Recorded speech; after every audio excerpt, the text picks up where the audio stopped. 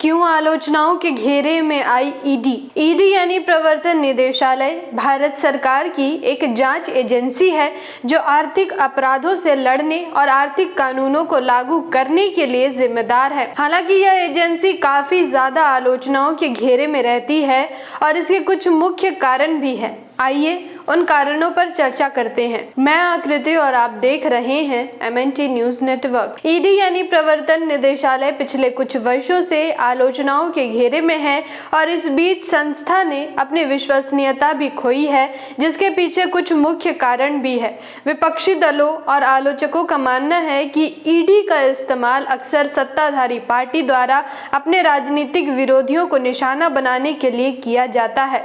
खासकर चुनाव से पहले विपक्षी नेताओं पर छापेमारी और जांच की घटनाएं बढ़ जाती हैं, जिससे यह संदेह पैदा होता है कि यह एक राजनीतिक हथियार बन गया है। आंकड़े बताते हैं कि ईडी की कार्रवाई ज्यादातर विपक्षी नेताओं या उन लोगों पर केंद्रित है जो सत्ताधारी दल के खिलाफ है। उदाहरण के लिए साल 2014 से 2022 के बीच ईडी द्वारा जांच की गई विपक्षी नेताओं का प्रतिशत बहुत अधिक रहा, जबकि सत्ताधारी दल से जुड़े लोगों पर कम कार्रवाई हुई। इससे पक्षपात का आरोप लगता है।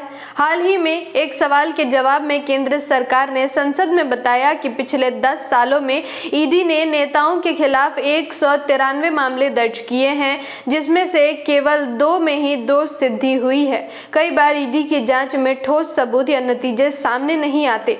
अक्सर ऐसा दावा किया जाता है कि बिना पुख्ता सबूतों के छापेमारी और गिरफ्तारी होती है, जिससे इसकी प्रक्रिया पर सवाल उठते हैं।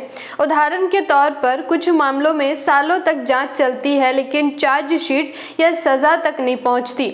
बताते चले कि ईडी वित्त मंत्रालय के अधीन काम करती है, जो सरकार के नियंत्रण में है। ऐसे में इसकी स्वायत्तता पर सवाल उठते हैं। आलोचकों का कहना है कि ईडी सरकार के इशारे पर कार्रवाई करती है। ऐसा देखा गया है कि जब विपक्षी नेता सत्ताधारी दल में शामिल होते हैं तो उनके खिलाफ मामले अचानक ठंडे बस्ते में चले जाते हैं। सुप्रीम कोर्ट ने भी कुछ मौकों पर ईडी की कार्यप्रणाली पर सवाल उठाते हुए फटकार लगाई है। उदाहरण के लिए हेमंत सोरेन से जुड़े एक मामले में कोर्ट ने ईडी को फटकार लगाई थी और उसकी प्रक्रिया को परेशान करने वाला बताया था।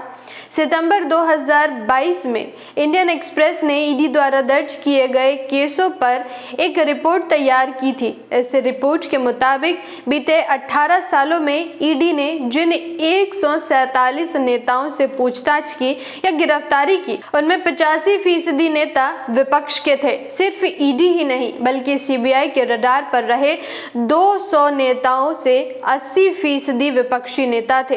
गौर करने वाली बात यह है कि इन 18 सालों के दौरान केंद्र में बीजेपी और कांग्रेस दोनों की सरकारें रही हैं। यानी कांग्रेस और बीजेपी दोनों ने ही अपने अपने कार्यकाल में इन संस्थानों को एक हथियार के रूप में इस्तेमाल किया है।